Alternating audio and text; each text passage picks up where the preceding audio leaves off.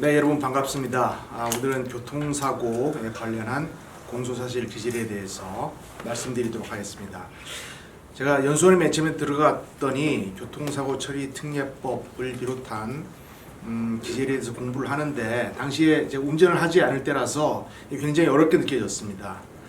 그리고 그 이후에 미국과 소파 협정에 제가 대표로 참석할 기회가 있었는데 미국 측에서 이상한 주장을 해서 당시에는 미국 변호사들은 저런 주장을 할까라고 생각했는데 나중에 미국법을 공부하고 나서 나중에 알고 보니까 교통사고 처리 특례법이라는 이러한 법률은 우리나라에만 있는 겁니다.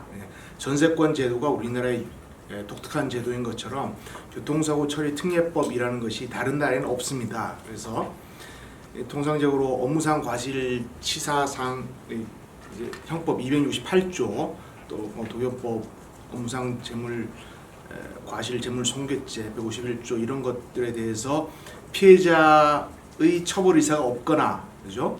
보험이나 공제에 가입한 경우에 처벌할 수 없다라는 아주 특례를 규정해 놓은 것이고, 그다음에 사망 사건, 뺑소니 사건, 음주 측정 거부 이런 것은 처벌할 수 있다. 그리고 교통법 3조 1항 그리고 2항 단서 제가 연수할 때는 8개의 예외가 있었는데 지금 12개의 예외가 있고, 그래서 12개의 예외에 대해서는 도로교통법에 그 과실 유형이 있으니까 그것을 잘 보고 공소사실을 작성하시는 것이 좋겠습니다. 자, 이제 교재에 들어가서 통상적으로 업무상 과실치상에 관한 거니까 피고인은 어떠한 차량을 운전하는 사람이다. 그래서 피고인은 일시 장소를 쓰는데 뭐 어떤 차를 운전하는 사람이다 이렇게 써야 되니까 위 차를 운전하여 어디에 있는 도로를 어느 쪽에서 어느 쪽으로, 그래서 쪽으로 쓰고 어느 방면에서 방면으로 하면은 방면을 써야 되고 방향 이렇게 쓰고 쪽으로 어느 쪽에서 from to 이렇게 쓰십니다. 그리고 시속 약 몇 킬로미터의 속도로 진행하게 되었다. 그렇죠? 그리고 나서 그때 그 도로의 상황을 씁니다. 당시는 야간으로 날이 어두워 전방식별이 곤란하였는지, 당시의 도로 상태는 어떠했기 때문에, 그리고 주의 의무를 씁니다. 자동차 운전 업무에 종사하는 사람으로서는 이러한 경우에 그 도로교통법에 나와 있는 주의 의무를 확인해서 쓴 다음에 사고를 방지하기 위한 조치를 취하여야 할 업무상 주의 의무가 있었다. 그렇죠? 그럼에도 불구하고 피고인은 이를 게을리한 채 어떠한 과실로 인해서 피고인 운전하는 차량 어떠한 부분으로 피해자의 어느 부분을 들이받았다. 그렇죠? 결국 피고인은 이와 같은 과실로 피해자에게 요치 몇 주간의 치료를 요하는 어떤 상을 입게 하였다. 또는 사망에 이르게 하였다. 이렇게 쓰는 거죠. 그렇게 쓰는 것이 교통사고 처리 특례법상의 가장 기초적인 기재례다 이렇게 알아두시면 되고, 과실 유형에 따라서 보면 아까 말씀드린 대로 이제 12개 12호까지 예외가 되어 있죠. 그래서 제 1호가 신호위반인데 신호위반을 보면 그 신호등이 설치된 횡단보도가 있는 곳이므로, 이렇게 되면은 신호위반과 횡단보도 사건이 같이 두 개가 과실이 경합하는 경우라 이렇게 보시면 되고, 신호등이 설치된 곳이므로 이런 경우 운전 업무에 종사하는 피고인으로서는 사람으로서는 미리 속도를 줄이고 전방 좌우를 잘 살펴 길이 건너는 사람이 있는지 여부를 확인한 후 신호에 따라 안전하게 진행함으로써 사고를 미연에 방지하여야 할 업무상 주의 의무가 있었다. 그렇죠? 그럼에도 불구하고 이를 게을리한 채 차량 진행 신호가 정지 신호로 바뀌는 것을 무시하고 그대로 진행한 과실로, 또는 바뀌는 것을 뒤늦게 발견하고 뭐 이렇게 쓰죠. 그리고 진행한 과실로 되었다. 다른 기재를 보면 신호등이 설치된 횡단보도가 있는 곳이므로 운전 업무에 종사하는 피고인으로서는 미리 속도를 줄이고 전방주로를 잘 살펴 길을 건너는 사람이 있는지 여부를 확인한 후 신호에 따라 안전하게 운전함으로써 사고를 방지해야 할 음성 주의 의무가 있었다. 그럼에도 불구하고 이를 게을리한 채 차량 진행 신호가 정지 신호로 바뀌는 것을 무시하고 그대로 진행하다가 그곳은 경찰관의 교통 정리가 행하여지는 곳이므로, 통상적으로는 뭐 신호 위반이지만 수신호가 이루어지는 것도 있죠. 수신호가 우선하는 겁니다. 경찰관의 교통정리가 행해지는 곳이므로 운전업무에 종사하는 피고인으로서는 서행하면서 그 수신호에 따라 안전하게 운전하여야 할 음성 주의 의무가 있었다. 그럼에도 불구하고 이를 게을리한 채 신호를 위반하여 좌회전, 우회전, 직행 그대로 진행한 과실로 만연히 진행한 과실로 이렇게 말했습니다.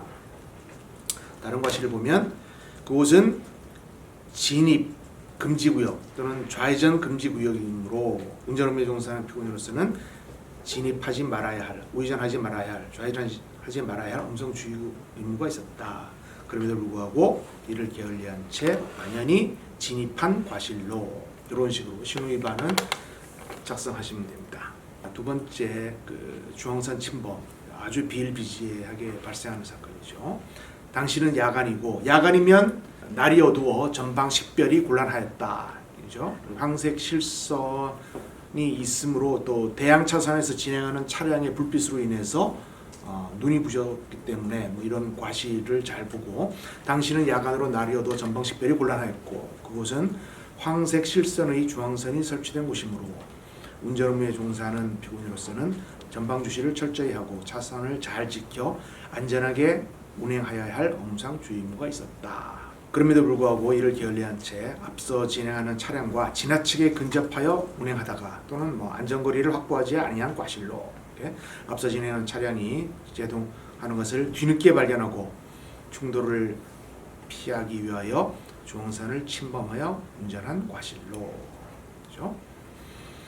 밑에는 유턴인데 반대 차로로 진행하기 위하여 유턴을 하게 되었는데 그곳은 황색 실선의 중앙선이 설치된 곳이므로 운전에 종사하는 사람에게는 유턴 허용 지점에서 유턴을 해야 할 업무상 주의 의무가 있었다. 그럼에도 불구하고 이를 게을리한 채 중앙선을 침범하여 유턴한 과실로.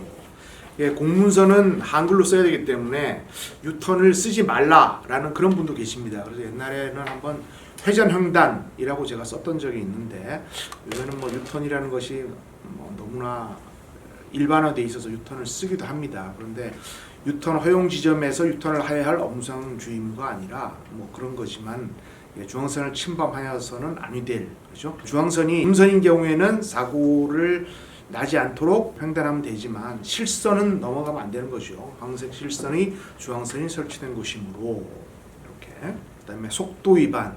요즘에는 이제 CCTV도 많고 블랙박스도 많아서 교통사고 처리하기가 좀 쉬워졌지만 속도 위반 볼까요? 자, 그것은 황색 점선의 중앙선이 설치된 우회전 커브길이고 도로 공사 중이어서 제한 속도가 시속 30km 지점이므로 자동차 운전업무에 종사하는 사람에게는 차선과 제한 속도를 준수하고 조향 장치와 제동 장치를 정확히 조작함으로써 사고를 미연에 방지하여야 할 업무상 주의 의무가 있었다. 옛날에는 속도 위반이 20km 초과한 경우부터 처벌을 했는데 행안부의 지침이 있습니다. 이를 게을리한 채 제한 속도를 49km 초과하여 질주하다가 앞서가는 차량을 뒤늦게 발견하고 급 충돌을 피하기 위하여 중앙선을 침범한 과실로 이렇게 얘기합니다. 그다음에 앞지르기 금지 위반. 앞지르기 금지 구역에서는 앞지르기를 하여서는 안위대로 의무겠죠. 앞지르기 금지 구역이므로 운전업무에 종사하는 사람에게는 앞지르기를 하지 말아야 할 업무상 주의 의무가 있었다. 그럼에도 불구하고 앞지르기를 하여 그대로 추월한 것이로. 교통사고 수천 건을 처리했지만 앞지르기 방법은 거의 처리 본 적이 없는 것 같습니다. 건널목 통과 방법도 귀한죄인데요. 이게 철도 사고. 그것은 차단기가 설치되지 않은 철도 건널목이 위치한 곳이므로 운전 업무에 종사하는 사람에게는 일시 정지하여 운행하는 열차가 있는지 여부를 확인하고 건널목을 통과해야 할 업무상 주의 의무가 있었다. 그럼에도 불구하고 신호가 울리는 것을 무시하고 그대로 건널목에 진입하여 운전한 과실로. 이제 철도가 지나가는 길에 차단기가 있는데 가끔 가다가 언론에서도 보셨겠지만은 차단기를 건너지 못하고 딱 걸리는 차가 있습니다. 이게 사고가 나는데 연수원에 가니까는 철도청에서 협조를 해서 그 기차와 차량이 충격하는 장면을 보러 한번 갔었습니다. 근데 기차가 제동거리가 길기 때문에 아무리 멀리서 브레이크를 밟아도 차량처럼 즉시 정차하기 어렵습니다. 그다음에 6호 보행자 신호. 보행자 신호는 신호 위반하고 경합되는 경우가 많습니다. 6호를 보면 그곳은 전방에 횡단보도가 설치되어 있으므로 이러한 경우 운전 업무에 종사하는 사람으로서는 속도를 줄이고 전방저를 잘 살펴 길을 건너는 사람이 있는지 여부를 확인한 후 안전하게 진행함으로써 사고를 방지하여야 할 업무상 주의 의무가 있었다. 그럼에도 불구하고 이를 게을리한 채 그대로 만연히 진행한 과실로 이렇게 적었고요. 사람을 미리 발견한 경우 사람이 우선이기 때문에 신호등 없는 횡단보도라 하더라도 우선 멈춤을 해야 됩니다. 차량 운전자는 피해자가 전방에 설치되어 있는 횡단보도를 좌측에서 우측으로 횡단하는 것을 전방 몇 미터 앞에서 발견하였으므로 그렇죠? 운전업무에 종사하는 사람에게는 일시 정지하여 그가 통과하거나 진로를 양보하는 것을 기다렸다가 진행해야 할 업무상 주의 의무가 있었다. 그럼에도 불구하고 이를 게을리한 채 그대로 진행한 것이고 음주 무면허는 무수하게 많이 썼던 과실인데 피고인은 어떠한 차량의 운전 업무에 종사하는 사람이다. 피고인은 일시 장소에서 자동차 운전면허를 받지 아니하고 그죠? 혈중 알코올 농도 0.몇%의 술에 취한 상태로 운전면허가 정지된 경우에 운전하더라도 무면허운전으로 처벌하죠. 혈중 알코올 농도 옛날에 0.05가 입건 기준이었는데 요새는 0.03으로 됐고 옛날에 0.1이 취소했는데 0.08이 취소로 됐고 엄격해졌죠. 윤청원법도 이제 시행되고 있고 이를 게을리한 채 보도침범 제 9호를 보면 건물 지하 주차장으로 진입하기 위하여 보도를 횡단하게 되었으므로 운전업무에 종사하는 사람에게는 일시 정지하여 통행하는 보행자가 없는 것을 확인한 후 안전하게 운전해야 할 업무상 주의 의무가 있었다. 밑에 보면 보행자의 통행을 위한 보도가 설치된 곳이므로 운전업무에 종사하는 사람에게는 보도로 운행하지 말아야 할 업무상 주의 의무가 있었다. 10호는 그 버스에서 승객 추락 방지 의무인데 가끔 언론에 나오는 사건이지 않습니까?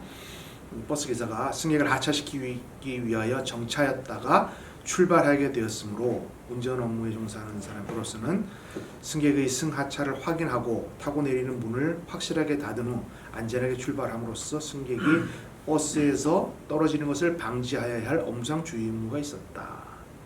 그럼에도 불구하고 문이 열린 상태에서 그대로 출발한 과실로 이전에 그 안내양이 있을 때는 안내양이 오라이 하면 갔는데 이제는 안내양이 없어지고 버스 기사가 앞쪽으로 들어오는 승객에게 요금도 받고 내리는 사람을 이렇게 열어주고 하는데 가끔 센서가 고장이 나서 이런 사고가 발생하는 경우를 여러분 언론에서 보셨을 겁니다.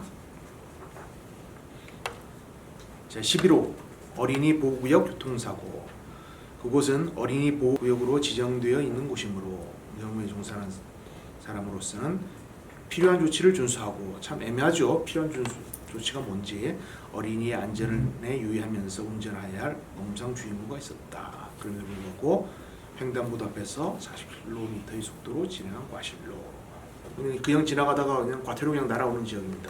지역은 화물 적재 방법 큰 길에 가다 보면 화물차가 적재하면 안 덮고 가는 거 그런 거 많이 보게 되는데 피고인이 차 적재함에 어떠한 화물을 싣고 운전하게 되었으므로 운전업무에 종사하는 피고인으로서는 화물이 떨어지지 아니하도록 덮개를 씌우거나 묶는 등 확실하게 고정될 수 있도록 필요한 조치를 한 후 운전함으로써 사고를 면해 방지해야 할 업무상 주의 의무가 있었다. 그럼에도 불구하고 이를 게을리한 채 위 화물을 고정하지 않고 진행한 과실로 화물 적재 방법 같은 이런 과실 유형을 여러분이 기초부터 잘 연구를 해놔야 세월호 사건에 있어서도 그 세월호가 넘어졌을 때 고박회사에서 선박을 세월호 안에 제대로 묶어놓지 않았다 하는 것으로 국가소송이 들어와 있습니다. 유병헌, 세월호, 그다음에 고박회사를 상대로 국가소송이 진행되고 있기 때문에 이제 가장 기초적인 것에서부터 업무상 주의 의무의 유형 대원 판례를 전부 뽑아서 과실의 유형을 이렇게 편집을 해서 평검사 때는 이거를 연구를 해서 주의 의무를 상세히 쓰도록 노력을 많이 했습니다. 그러니까 부작위 범위라든가 업무상 과실 이런 것들은 개인적으로 특별히 노력을 해야 되고 내가 검사가 아닌데 왜 검사가 쓰는 공소사실을 강의합니까? 라고 하면 검사가 쓰는 이런 과정을 겪음으로 인해서 잘 연구함으로써 피고인이나 변호인 입장에서는 이를 어떻게 방어해야 되고 도로 역공을 할 수 있는가라는 것을 알려주기 위해서 강의를 하는 것입니다. 그 다음에 기타 과실 유형을 보겠습니다. 보행자 충돌 사고, 그죠?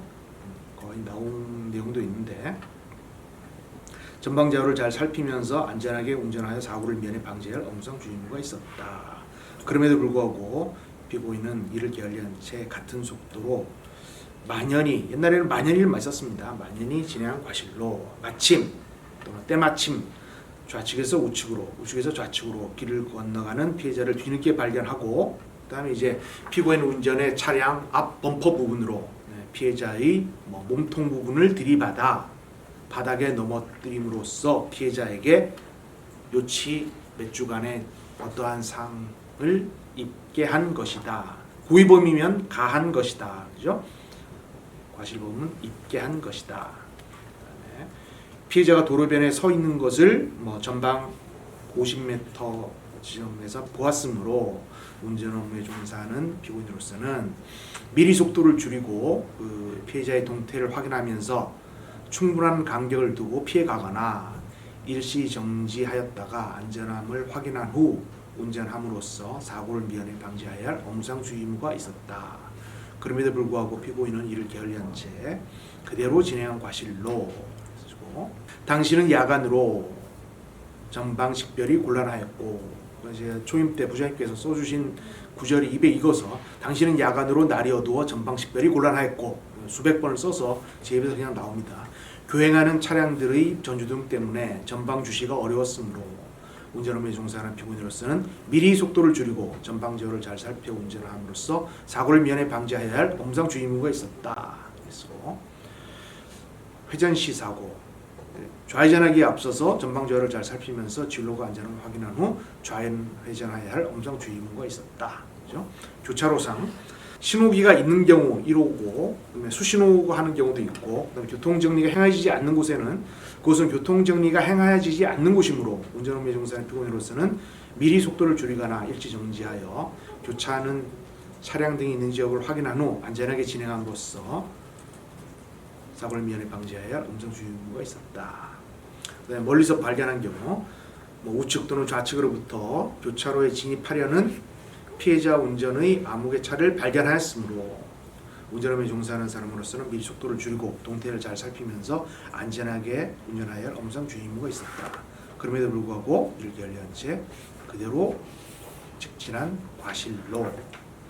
미국에서는 가보니까 그 사거리나 이럴 때 항상 first come first served 돼가지고 사거리에 가면 absolute stop을 해야 됩니다. 무조건 딱 선 다음에 상대방 먼저 온 사람이 꼭 먼저 가게 돼 있습니다. 우리나라처럼 차의 앞머리를 먼저 쭉 내밀고 올깡패처럼 운전하지 않습니다. 절대로 absolute stop을 해야 되는데 우리나라는 교통 질서가 아직까지 잘 안 돼 있어서 추돌은 뒤에서 들이받는 거죠. 같은 방향으로 앞서가는 피해자 홍길동 운전의 어떤 차를 뒤따라가게 되었으므로 운전에 종사하는 피고인으로서는 동정을 잘 살피고 이 차가 정지할 수 있는 경우 피할 수 있는 안전거리를 확보하고 진행함으로써 사고를 미연에 방지해야 할 업무상 주의 의무가 있었다.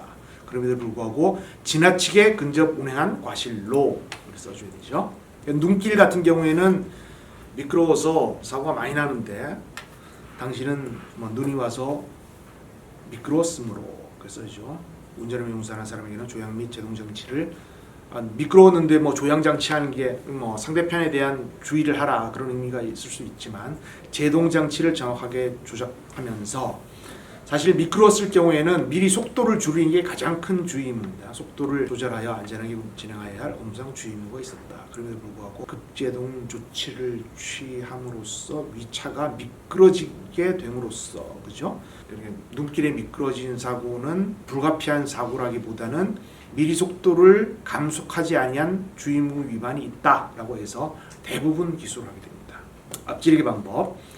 전방에서 앞서가는 어떠한 차를 앞지르게 되었으므로 운전하며 종사하는 피고인으로서는 전방주의를 잘 살피고 도로상에 따라 경비 등으로 신호를 보내면서 안전한 속도와 방법으로 진행하여 업무상 주의 의무가 있었다. 그런데 경음기 금지 구역이 있습니다. 이제 앞지르게 될 때 시그널을 주라는 것인데 경음기 금지 구역에서는 이런 주의문을 쓰면 안 됩니다. 그래서 안전한 속도와 방법으로, 그다음에 깜빡이를 켜라는 거, 차로를 변경할 경우 방향 지시등을 작동하여 진로 변경을 예고하고 전방 좌우의 교통 상황을 잘 살피면서 차로를 변경해야 할 음성 주의문가 있었다. 이렇게 쓰면 되겠죠.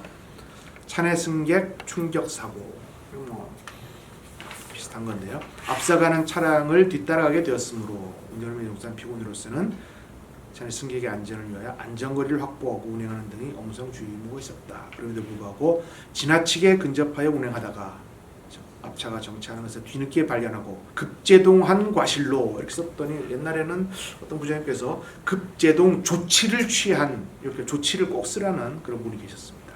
기타를 보면 비포장 도로로서 도로변이 지반이 약한 곳이므로 자동차를 도로변에 근접시키지 말아야 할 주의무가 있었다. 그럼에도 불구하고 우측 도로변에 지나치게 근접 운행한 과실로, 그렇게 해서 이제 교통사고 처리 특례법에 대해서 간단히 나오고, 그다음에 교통사고 운전면허를 받지 않고 무면허를 한 거리를 써주기 위해서 피고인은 일시 장소인데 장소를 from to를 써줍니다. 어디에서부터 어디까지 약 몇 킬로미터의 구간에서 운전면허를 받지 아니하고 혈중 알코올 농도 몇 %의 술에 취한 상태로 이 차를 운전하였다. 자동차 운전면허의 효력이 정지된 상태임에도 불구하고 일시 장소에서 이 차를 몇 킬로미터 운전하였다. 그렇죠? 그다음에 음주 측정 거부. 그것도 조금 제가 옛날에 배운 거하고는 구절이 조금 바뀐 것 같긴 한데, 피고인은 일시 장소에서 술을 마신 상태로 이 차를 운전하던 중, 그 밑에 부분을 잘 써야 됩니다. 강남경찰서 누구로부터 피고인의 입에서 술 냄새가 나고 얼굴에 홍조를 띠는 등 술에 취한 상태에서 운전했다고 인정할 만한 상당한 이유가 있어.